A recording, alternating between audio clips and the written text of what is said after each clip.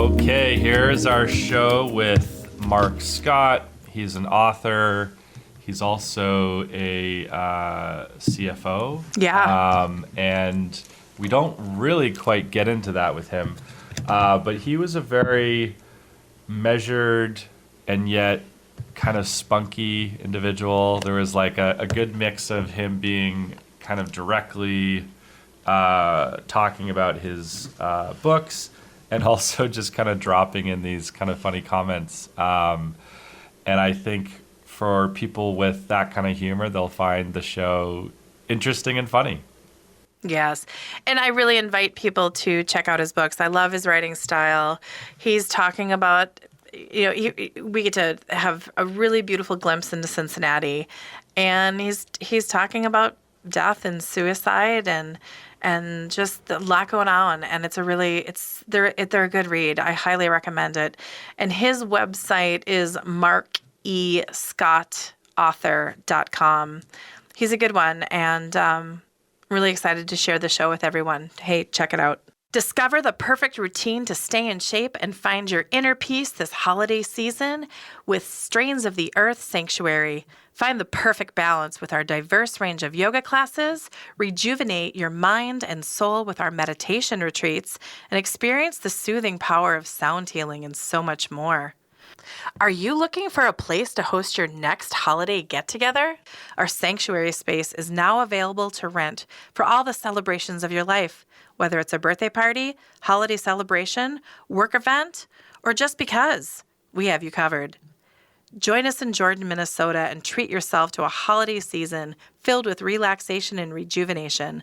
Sign up for your next class online now or reserve the studio at mnsotesanctuary.com. Join us and discover your inner zen amidst the holiday chaos at mnsotesanctuary.com. That's mnsotesanctuary.com. Welcome to the Being Curious Show. I'm Brian Mariani, founder of No Shift Own. And I'm Kelly Wagner, publisher of Edge Magazine. Our show is about curiously connecting teachers and seekers on a wide range of topics in a safe space. Few topics will be off limits, and we have some amazing guests to share with you. Our intention is that our conversations will spark your own curiosity to create a life that lights you up and inspires you to be kind, thoughtful, open-minded to yourself and others. So, Brian, what are you curious about today? Okay, Kelly, here is what I'm curious about. That I'm in the jungle? Special, well... I'm in the jungle today. Sorry. We could talk about that if you want. Cue the Guns N' Roses. Of your setup there in studio.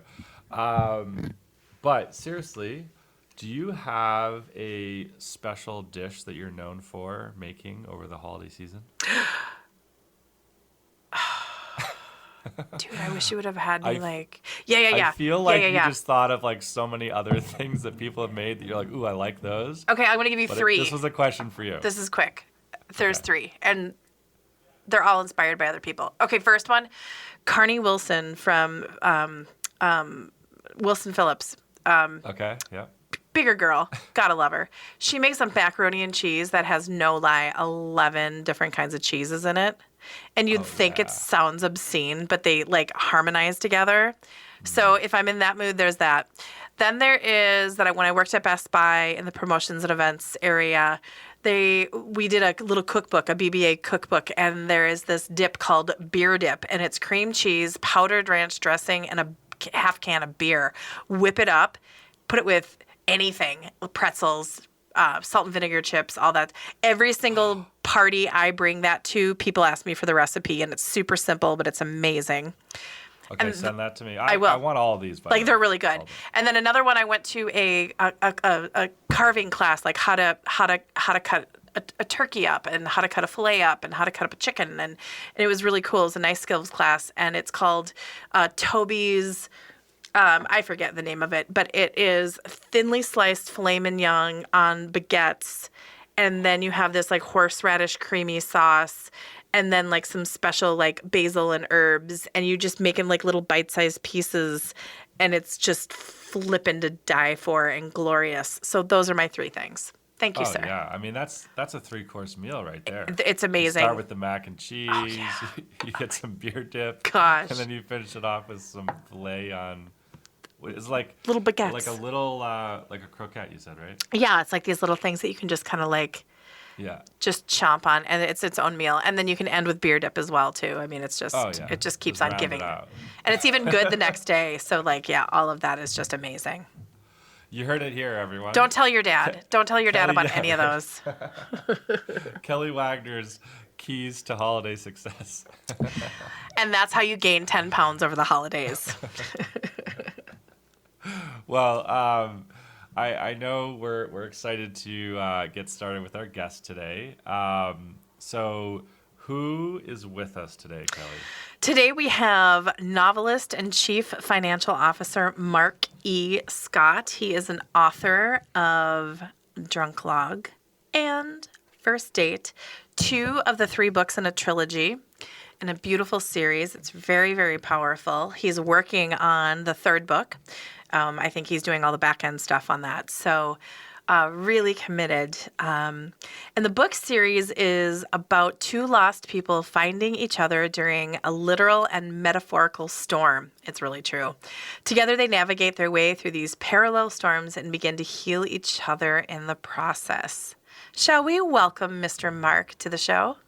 Let's do that. Welcome, Mark. Hey, Mark. Hello, this is my princess. Oh, I love your princess wave. Right? Exceptional. And then you can do the elbow, elbow, wrist, wrist, right? I have been in parades and I've emceed parades. So I was schooled by Princess Kay of the Milky Way in one, and she showed me how to do that. I think there's a class to learn that. That's a Well, great doesn't the wave, queen, like the queen mum, does it like that? I forget what it's like, turning on the light bulb or something. I don't know. I didn't go to that That's so they school. don't get that's so their arm doesn't get tired. Oh, from okay. waving at the masses. You know, the common folk like But us. they're doing this the whole time. Yeah. Get tired very quick. So, Okay. Mark, welcome to the Mark, show. welcome. What do we want to? What do you want to talk What are about? you curious about today? Thanks for having me. Well, you've answered one question, about the princess wave, so I'm not curious about that anymore. Okay, cool. Actually, Glad I check. answered that question. So So tell do us you- about your books. Oh, well, so did you get a chance to read them? I'm sorry. What? Did you get a chance to read them? I got through book 1. Okay. Well, book 1, I ended up writing because of we were hiking Pikes Peak, a small group of us, Yeah. and she kept talking to her name's Kristen, and she's a physicist, and so I have all these science questions. She's actually an astrophysicist, so I kept asking her, Star Trek questions I've had for a good 30 or 40 years. Right. And she was more than happy to tell me which ones can't work and which ones can. But she told me a story about how she was on campus and was going to go out and get her drink on, and took a notebook with her to record everything she experienced drink by drink. And Okay. I thought, yeah, and she, like a scientist would, I suppose, a drunk scientist. And I'm looking for charts and Gants and right, color coding. like laser pointers. Right. And I'm looking here's for what that. happened at 8:33. Right. And then here's the Long Island iced tea and then all of the aftermath of that one. Okay, keep going. Yeah. So, I thought it was a great idea, and I asked her, if I could use it for a book, and she said, yeah. She called the notebook her drunk log. So, that's how I brought the book back here to Cincinnati. Mark, what was your favorite thing that she shared about from her drunk log?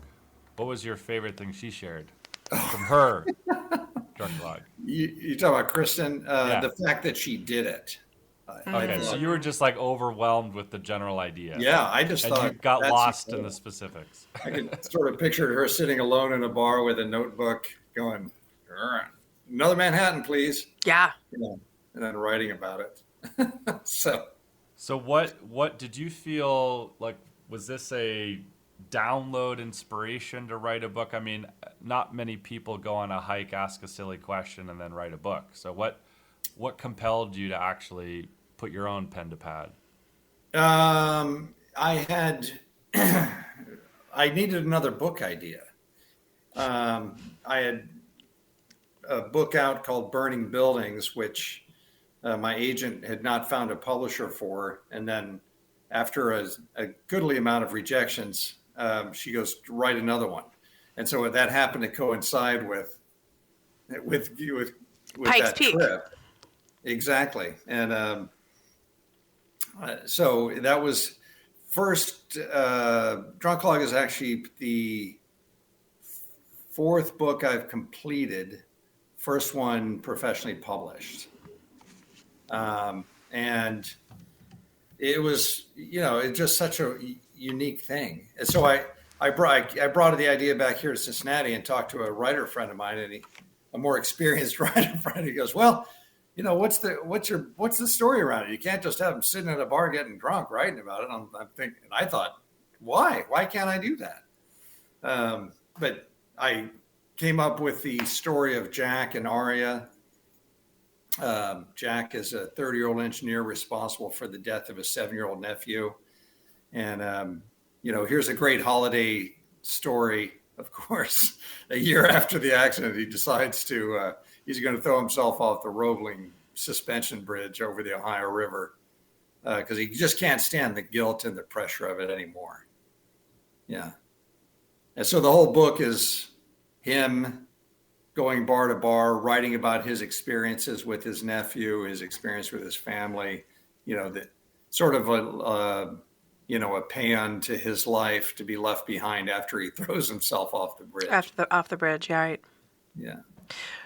So it's a really uplifting story that you brought out. So uplifting. Yeah. Yeah. It really, it's a good time of year to be reading Drunk Log, I think. Well, everybody gets super happy during the holidays, right? Well, we were talking about this in our earlier show, Kelly, where there's kind of two groups of people at this time of year. There's the people who just kind of consciously want to fall off the wagon and just let it all go. And then there's the other group of people who are, intentionally trying to make the best of the end of the year so that they can move into the next chapter of their life. Thank God that's over crowd. Well, it was interesting. So just traveling, and I traveled with one of our partners, and she really is into Christmas. And I thought when she said it originally, I was like, okay. But to watch her light up thinking about Christmas, talking about Christmas. We were in a little town called Jerome, Arizona, and they had a Christmas store. And I remember driving in, and I looked over, and I was like, I'm gonna get you there. You need to go to that Christmas store and just have a lovely time.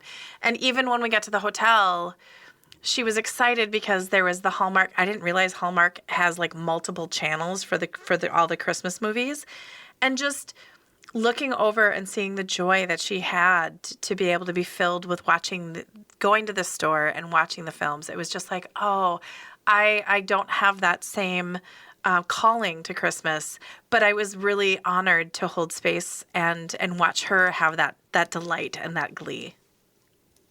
Just thought I'd share. No, I personally love Christmas, probably because it was the best part of my childhood.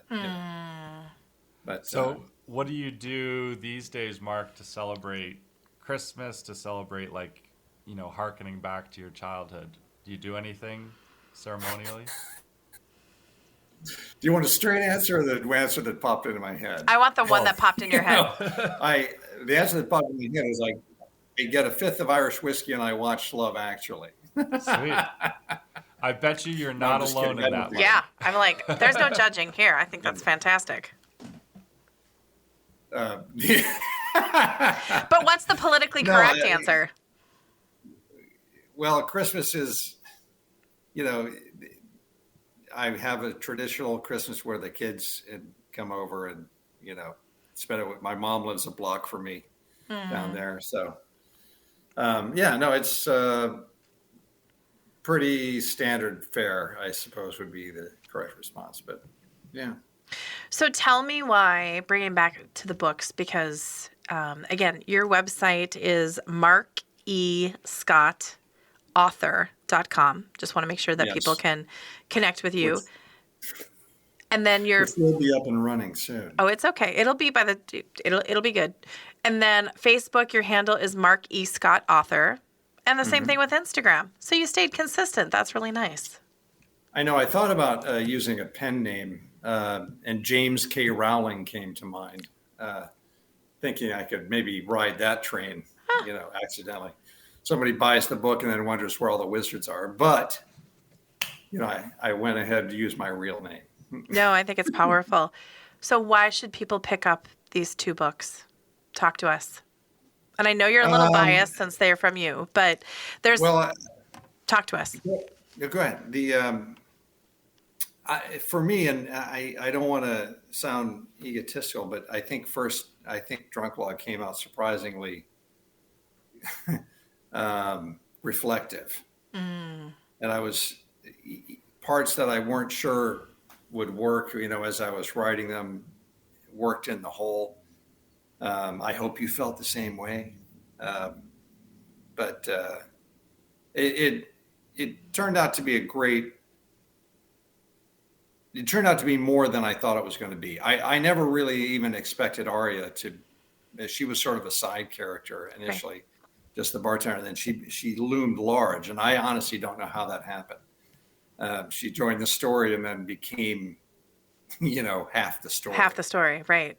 Yeah. Absolutely. It's just kind of coming in. And I'd like to also say that, just because the main story arc is about a guy who wants to kill himself, it's still funny along the way. Right. And then how is Cincinnati a character in the book? Well, I live in the neighborhood where that story takes place. It's called Over the Rhine. And about 10 or 15 years ago, Over the Rhine was considered the most dangerous neighborhood in the country. Oh, okay. And whole lot of people worked very hard to change that. And it's just a very cool place to be. Very easy to navigate and move around. And so I sort of made that the backdrop of the story that, the two of them are going, she's trying to chase him and he's going bar to bar, which is not hard to do in this neighborhood. You don't have to look very far. So, but the architecture, the Germans built this neighborhood about 160, 180 years ago. And there's 800 plus buildings on the historic register that can't be torn down because the architecture is so unique. And so you really get a sense of place when you're here, and that all you have to do is cross one street and the architecture changes. And it's that. So I love that sense of place and that it gave the story. Yeah. So do you think we truly can change? I used to not think that. And as I've gotten older, I've come to believe that we actually can. I mean, even serial killers generally stop killing around in their 40s, right? I just threw that out there pretty fast. I was about to say, okay, that's heavy. So what, 40s? Is that just because they're bored, been there, done that? Or do they normally try to get caught? Who knows? Maybe they don't feel as... I've never actually read why most serial killers tend to stop. It's like white men aged 20 to 40 something is that if you were, what do they call them? The cops who profile. Profilers. That's why okay. Yeah. So are you giving some insight onto the third book? No. Okay. Just thought I'd ask. No. The second book starts with, and clearly they survive, or else I couldn't have written 2 more books. But the second book starts with them crawling out of the river and then dealing with the aftermath of their whole evening. And at the end of the book, so they only see each other at the beginning of the book and at the very end of the book.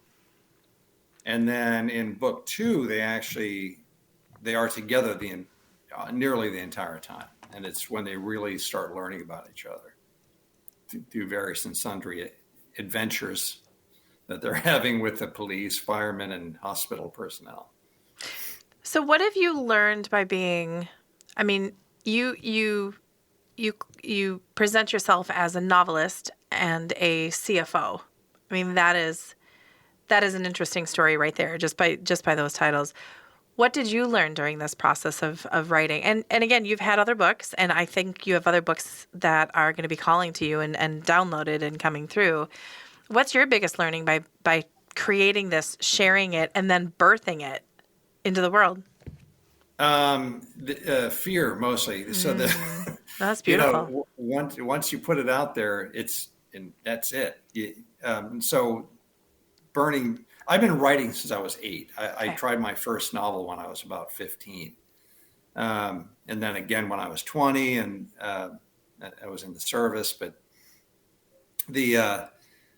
when I self-published Burning Buildings, and once I thought it was all done, I kept finding things I felt I needed to tweak, because it is hard to release it. It's hard to go, okay, this is it. And I'm not going to change this again. And, if you put yourself into something like that, you're putting you out into the universe for anybody to critique, for anybody to judge, in a way that we don't generally do. I mean, you guys are put yourselves out every, I don't know how often you do the podcast, but every time you're doing it, you're putting bits of yourself out in the ether, right? For anybody to say, oh, they suck, or they're awesome, or something in between. So yeah, I would say fear. And that's all been said, like, right? Yeah. Right? I mean, I kind of had to and I decided that I wouldn't allow that to stop me. Good. So luckily the books have been well reviewed. Absolutely. And they're I paid quite a bit of money to make that happen. They're an easy read. You have a really beautiful writing style, and it's easy to get to get into the book and feel it. And actually, are you going to do audiobooks? That's an ongoing discussion. My publisher started off as an audiobook company, hence the name Speaking Volumes. I don't know how many I need to sell before he's willing to invest the money into hiring somebody who can speak better than me. Honestly, I was just about to say, I think you could do it. You have a great voice. That's I'm doing this on purpose. Usually it's very squeaky and okay. There we go. Well, we are coming to the end of our time together, and I just really want to encourage people. There's a lot of books out there, and there's a lot of people that you can read their content. Mark he's worth exploring, and I'm going to hold the books up again. Here's 2 of 3. Again, the third one's in the can. I just Cincinnati as a character of the book, talking about suicide, talking about how we impact each other. I mean, there's just so much that you can unwrap. These are great books, and I really, really invite people to share the time and invest in it, and just jump into Drunk Log and First Date. You can get them on Amazon. And Mark's website, again, is markescottauthor.com. And if you want to find him on Facebook or Instagram, his handles is the same, Mark E. Scott Author. And thank you, Mark, for being here. Thank you both. Yeah, I'm honored that you enjoyed them. Yeah. And have fun. Happy holidays, everybody. I'm just kidding. Thanks, Mark. Thank you guys. Attention, curious practitioners in the realm of transformative experiences, holistic wellness, intuitive guidance, and metaphysical arts. Are you ready to expand your horizons and take your practice to new heights? Join the Edge Partner Directory, where your expertise can shine and your services can transform lives. We are dedicated to creating a community of practitioners who are as curious and passionate as you are about guiding others on their journeys of self-discovery, healing, and growth. As a member of the Edge Partner Directory, you will connect with a network of like-minded practitioners who share your curiosity and passion for exploring the depths of human potential, and showcase your unique offerings to a diverse audience of seekers actively looking for transformative experiences here, there, and everywhere. Embrace your curiosity and take the next step in your practice's journey to becoming an Edge partner. Learn more at edgedirectory.net. Again, go to edgedirectory.net. Is your space aligned with your dreams? Do you feel inspired when you walk in the door? Carol Hyder can help you create a space that you love, where you thrive, and where you always want to be. Using her 30 years of experience as a feng shui consultant, teacher, author, and trainer, she can help you bring forth the inspired essence of your home or office, making it a place where you feel whole and safe. Learn the specific feng shui adjustments that Carol has seen the most important, such as determining which room in your home should be your favorite, why your stove may be affecting your health, and why your office may be holding you back. Contact Carol at 612-760-1159 or carolhyder.com to discuss the specifics with a personal appointment. By elevating the energy of your space, it becomes sacred and you'll be forever changed. Discover more at carolhyder.com. That's carolhyder.com. Do you or someone in your family suffer from nightmares? Is your home cluttered and you can't seem to clear it out? Your home or office may have low vibrational energy, and it could be impacting you and your family. Using the ancient techniques of dowsing, Master Dowser Annette Regalo can raise the vibration of your home or office by identifying and curing stress lines and negative vortexes that may be creating disharmony in your home or office. Annette has over 20 years of dowsing experience and is passionate about creating high vibrational spaces for others to live and work. Contact Annette today at 612-394-3736 or AnnetteRegalo.com to schedule your free dowsing consultation. When you transform the energy of your environment, you transform your life. Remember, that's AnnetteRegalo.com. AnnetteRegalo.com